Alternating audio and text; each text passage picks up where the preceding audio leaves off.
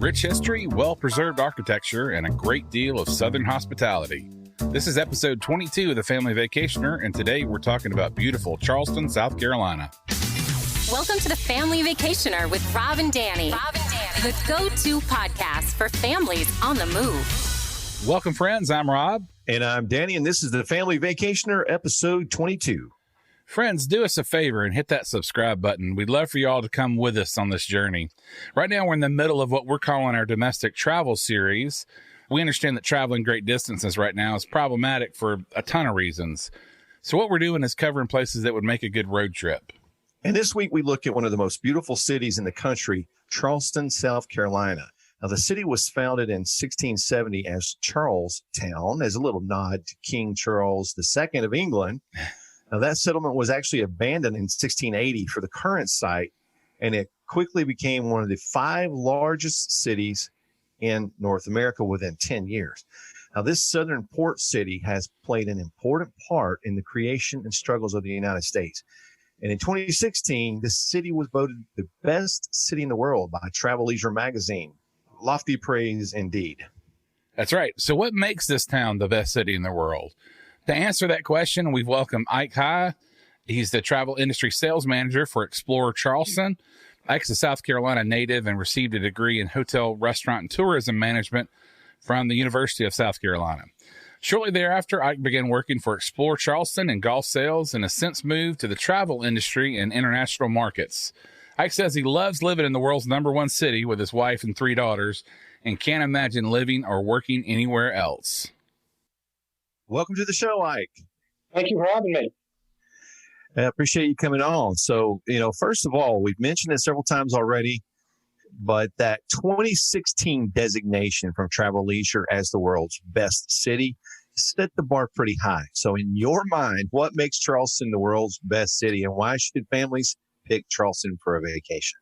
I think it's a pretty simple answer, and it's probably not an answer that a lot of people would think of off the top of their head, because Charleston does have so many great attributes and gets so many accolades. But the one thing that I tell people, and I think a lot of other people in the tourism industry here will tell you, is the people in Charleston.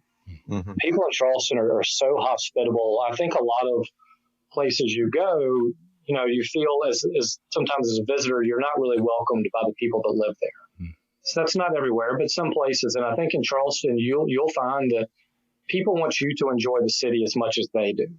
We all love living in Charleston. I'm not a native of Charleston myself, but I've been here for about 13 years and grew up coming here. And the people here are so hospitable. They're so welcoming. And what we live in every day, we want you to appreciate that. We want you to experience that. So I think that is the #1 reason that people should visit Charleston. When you walk down the street as a visitor, you're going to get a, hey, how are you doing from some of the locals, a lot of the locals. And it's just a welcoming feeling that makes you honestly not want to leave when you get here. And that you're right. That's not true everywhere you go. And you expect that as a traveler when you're on the road somewhere and you're going to a tourist destination. You would think that everyone would be friendly, but that's not always the case. But Charleston definitely has a good deal of Southern hospitality. Yeah. Charleston is rich in history. I know when I was younger, I spent some time at Patriots Point. I spent the night on the USS Yorktown when I was in Boy Scouts. That was a little scary for a kid being on a big ship like that, but we enjoyed it. But from being an early settlement coming forward, Charleston is a historic town. Can you speak to some of that history? What landmarks should families definitely see when they come to town? Yeah. So Charleston history is very important to Charleston. We live it in every day. We do a wonderful job of preserving that history. And in the educational light, we know it makes us something special. It's something that we enjoy every day living here. And it's actually the #1 reason people visit Charleston. We're careful to present that history in a light that makes everything educational. And I think without the preservation that we offer here in Charleston, you would not feel as close to the history, or visitors would not feel as close to the history as we do. We have a lot of great forts that were used in several different wars. The first one being Fort Moultrie out on Sullivan's Island was a huge part of the Revolutionary War. Yeah. Fort Sumter, very close to Fort Moultrie, was a huge part of the war between the states. We have several antebellum plantations, such as Middleton Place, Boone Hall, great educational experiences. We have 6 wonderful museum homes in the downtown historic district of Charleston. You can visit every one of them, all of them built in the 17 and 1800s. One of them is actually still lived in by the owner, which is the Calhoun Mansion. And one thing that I tell people that they don't think about a lot is really just walk downtown and get lost. Yeah. Mm-hmm. You're going to discover some amazing architecture. We do a very good job here, again, of preserving not only old office buildings and things like that, but houses that people still live in. There's very strict standards about what they can do to the exterior of the houses. Our commission that's in charge of that just does an amazing job of making sure that the original attributes of the house are preserved in the manner in which they should be. So one of the things that I tell travel advisors all over the place whenever I talk to them, I say walk downtown, especially south of Broad Street, and just tell your clients to get lost. And you're really going to discover some amazing architecture, beautiful ambiance, beautiful gardens, just really an amazing amount of ambiance in that area. My son had a fit over the pineapple fountain. That's what he called it. Yeah. So the pineapple is actually, a huge symbol of Charleston. And for those that are not familiar, the pineapple is a symbol of hospitality and friendship. So it's what we use here in Charleston to let everybody know that they're welcome here, and we want them to come visit and stay as long as they want. You were talking about the history. We did a ghost tour in Charleston one time, and it's just a fun way to get a lot of history there. What do you think about the ghost tours? So the ghost tours are amazing. We have a lot of companies in the downtown historic district that do them. I think that walking through a graveyard or a cemetery with, the live overhanging oak trees with the Spanish moss coming down really sets the mood for the spookiness or what have you. And we have great tour guides here in Charleston that are accredited. And so they really know what they're talking about. They're factual. Yeah. Everybody knows when you take a tour, it's the delivery by the person giving the tour. Right. Yeah, definitely. It's how they talk to you. And, a lot of them are native Charlestonians who live in this history, as I said, and they love it. It's not just a job for them, but it's just a way of life. We have an old haunted jail in the downtown historic district. The Bulldogs Tours does an amazing job of an old haunted jail tour. Mm-hmm. So it's things like that. Anytime you have history, hauntedness kind of wraps itself into history, and it's something that people love when they're here. Yeah. Well, for me, with it being summer, it's not a summer vacation without the beach, right? So Charleston has the beaches. There are 5 distinct beach communities in the area: Folly Beach, Kiowa Island, Isle of Palm, Sullivan's Island, and Seabrook Island. Yeah. Can you talk about each community and maybe the different personalities of each, and, just to cover the general where to stay, what to do, and most importantly, for me, where to eat? Yeah. And Charleston does have a lot of places to eat. So, and I really do appreciate you bringing up the beaches, because I think when people think of Charleston, they think of our downtown historic district, the walkability of it, and which is very much the hub of activity, the heartbeat of the Charleston area. Right. It's something we've really tried to highlight the last few years is we have 5 beautiful beaches between 20 to 45 minutes from the downtown historic district. So it's kind of 2 different vacations. You do have this great downtown historic district that has an old world European feel, but then you have these 5 beautiful beaches that are, very close. So kind of a city and sea. We'll kind of start from the north and work our way down south. The Palms is the furthest north. Isle of Palms, it has a wonderful resort on there called Wild Dunes Golf Resort. It has some amazing home sites for rent, amazing villas for rent. It is oceanfront. They have some great culinary options on the resort. They have a world-class tennis center, 2 golf courses, a spa, 1 hotel, and they're actually building another one right now. So it's really a great option for right now with what's going on with COVID for social distancing. Right.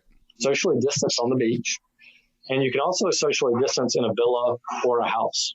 So we're seeing a big surge in people looking to do villas or houses because of the social distancing aspect. You have a kitchen, you have multiple bedrooms, you have a living area. So it's not like a hotel where you're passing a lot of people at one time.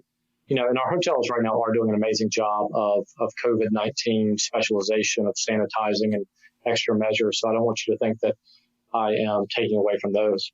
Right. The Isle of Palms is very family friendly. They do have a little cluster there of bars and restaurants, a few other smaller hotels right there too. Very much a family oriented beach. If you have clients that are looking for something a little more quiet, a little more family oriented, maybe a little more upper scale, then that's going to be a great option. Okay. Slightly to the south of that, really connected, is Sullivan's Island. And unfortunately, Sullivan's Island does not have any hotels. They do have a lot of rental houses. So great for families, great for social distancing. Isle of Palms and Sullivan's Island, I think, are very similar.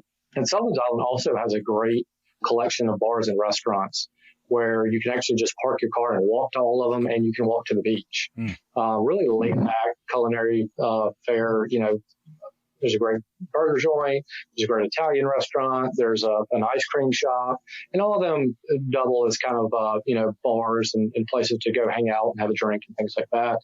So a great option again for a little bit more quieter beach, a little bit more upper scale. And one thing I didn't talk about with our beaches is they're all hard, compact sand. Right. So there's also a lot of room from when you walk onto the beach to when the water starts. So you can do so many things on our beaches here. You can run, you can play, you can walk, you can lounge, you can play in the water. We get in the water about mid-May to mid-October. Right now, it's a little over 80 degrees, the water is. Oh, perfect. So really, it's not rocky at all. You can ride a bike. So there's just so many things to do there. Slightly to the south of Sullivan's Island is Folly Beach, and that's going to be to the south of the downtown historic district. That's going to be about 25 minutes from the downtown area. And that's wildly different than Sullivan's Island and Isle of Palms. Really more of a younger crowd. I think it's kind of quirky, kind of eclectic. There's a large community there of bars and restaurants and shopping and local goods, a lot of surfing. They do have one hotel that is on the beach, so that's a good option. But they also have a lot of rental houses too. Okay. So if you're looking for something a little more vibrant, maybe a little bit younger crowd, that's really going to be a great area. And that's the same distance from the downtown historic district with Sullivan's Island and Isle of Palms. Okay. Now, to the south of that is Kiowa Island. That's going to be about 45 minutes from the downtown historic district. And they have an amazing golf resort there called Kiowa Island Golf Resort. Has 5 beautiful golf courses, one that's hosted several major championships, has 4 other great golf courses, world-class tennis center, has a 255-room hotel right on the beach, very, very luxury-oriented. But they also have a lot of houses and villas on their rental program, too. They have about 80 houses and 400 villas just on their personal rental program, not to mention other rental programs around Charleston that offer stuff out there. Right. 10 miles of bike path.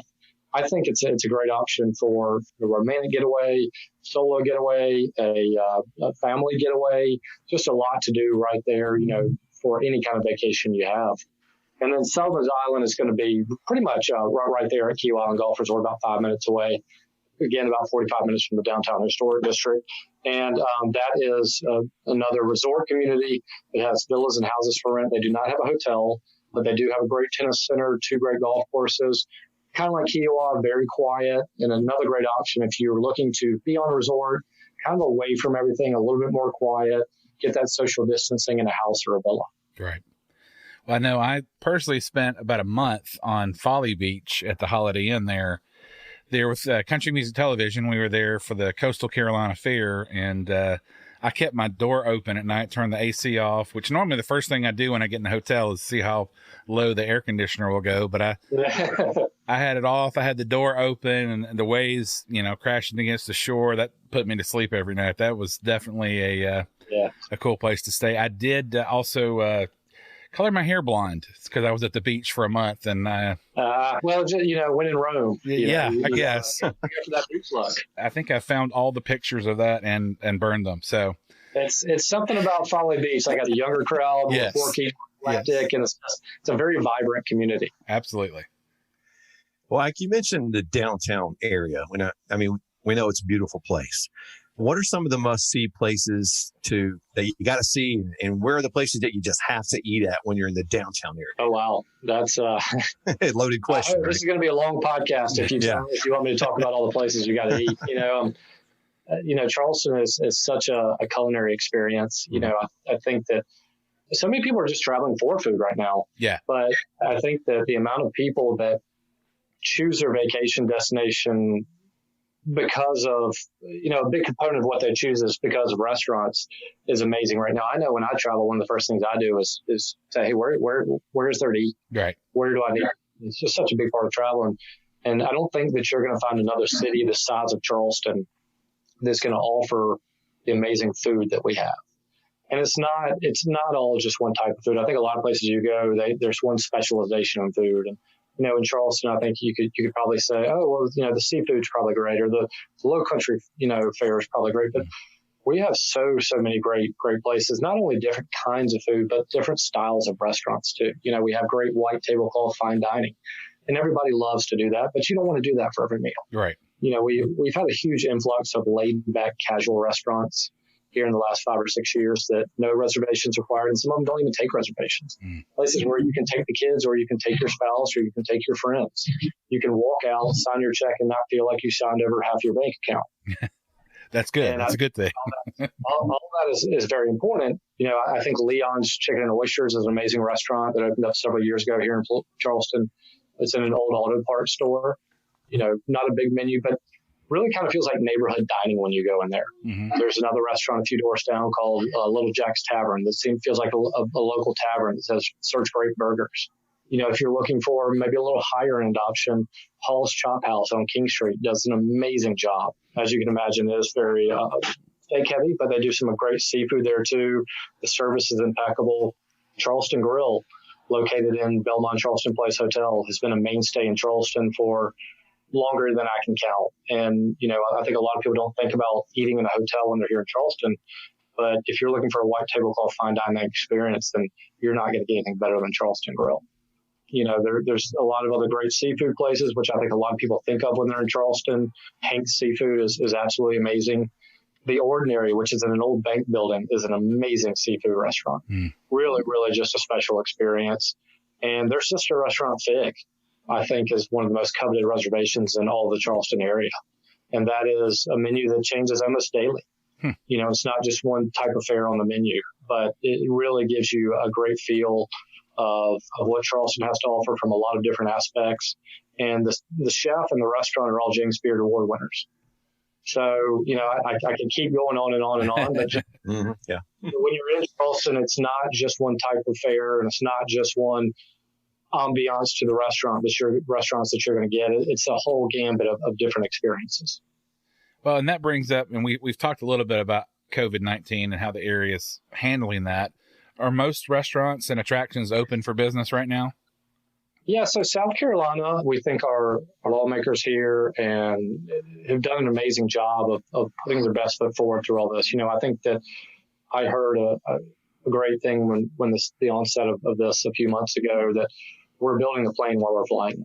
Yeah. And so, I think to a certain extent, we've all been kind of flying blind and just trying to figure it out as we go. And I think that our lawmakers here have put us in a very good position to succeed, and also making sure our businesses can succeed to the best of their ability while keeping everybody safe at the same time. Right. Our restaurants are open at 50% capacity right now, and they're also offering outdoor seating. So a lot of restaurants that previously did not have outdoor seating still are now offering outdoor seating. All of our retail space is open right now. I think right now it is limited capacity in retail, but everything is eligible to be open in that arena.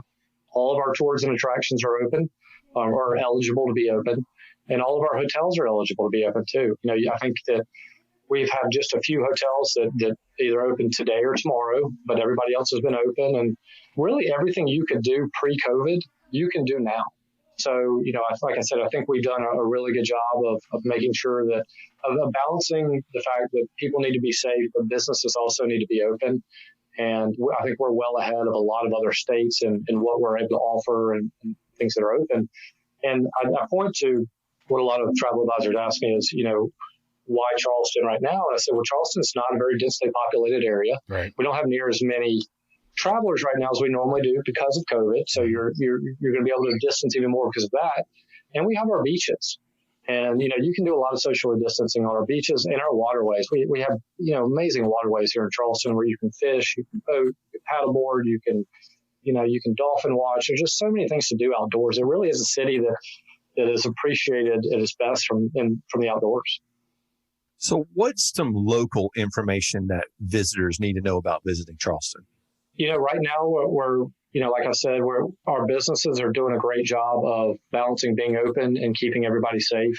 I think that a lot of people want to get out right now, especially in the leisure market. But there's two main concerns. One is safety, and the second one is what's open. Right. So back to what we were saying, there's we are doing a great job of making sure that our visitors and our people that live here are safe. But there's also a lot of things for people to do. Two of the things that I love to tell travel advisors to tell their clients to do. One I talked earlier is go south of Broad Street and just get lost.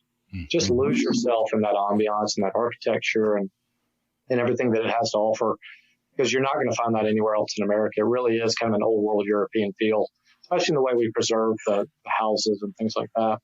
And there's a neighborhood in Mount Pleasant called the Old Village right on the water that has some beautiful old houses. And I tell travel advisors, if you can get your clients to bike through there, it's absolutely beautiful. Again, very large overhanging live oak trees. I keep going to the word ambiance, and it's amazing in that area. But there's also a bridge in that area of town in the Old Village called the Pitt Street Bridge. And it stretches out, and you can see it's an old bridge. It's not used anymore. And people walk on it. They do yoga. They go swimming in the water right there, and they fish there. And it's probably a 10 or 15 minute walk out, 10 or 15 minute walk back. But you can see so many different parts of Charleston because of our waterways, it's so segmented. You can see the downtown historic district, you can see Isle of Palms, you can see Sullivan's Island. So it just gives you a unique perspective. And I mentioned those two things to do in Charleston because it's not something that visitors usually do. It's not something you read about on the internet. It's not something you can buy a ticket for. Right. And it's free, and you can do it anytime you want to do it. I think that biking is a great thing to do in the downtown historic district. Just bike through the area, walk through the area. But I think that people should always experience Charleston from the water as well. Go out into Charleston Harbor, kind of like I was saying, and from the Pitt Street Bridge, and it just gives you a unique perspective of the city and the different areas of our area. Right. Yeah, there's no place like Charleston. So, well, we appreciate your time, Mike. Thanks so much for being on the show today. Well, thank you very much for having me. And if anybody ever needs any help with anything or questions or what have you for the Charleston area, please let me know. We will send them your way. Thanks again. Thank you. All right. Thanks, guys. Take care. Bye-bye. We'll be right back to wrap things up right after a word from our sponsor, The Language Tutor. Hi friends, Danny Evans here, and I want to tell you about The Language Tutor, your one-stop YouTube channel for learning languages. You ever wanted to learn Spanish or French or know someone that wants to learn English? Well, you can find great lessons for language learning on our channel, The Language Tutor. Just simply go to YouTube and type in The Language Tutor, and you'll find our channel there. Make sure you subscribe to the channel and click that notification bell so that you'll never miss any of our great lessons that come in every single week. I hope to see you on The Language Tutor. You know, folks, there's so much to like about a visit to Charleston. The city has a thriving art scene. Good place to start investigating that is the College of Charleston's Haley Institute of Art, and that's on Calhoun Street. Upper King Street is one example of some unique shopping in town. The beach life is there as well, and I can say, having spent a month on Folly Beach myself, I'll vouch for the good beaches. And if golf is your thing, Kiowa Island is one of the country's top golf resorts.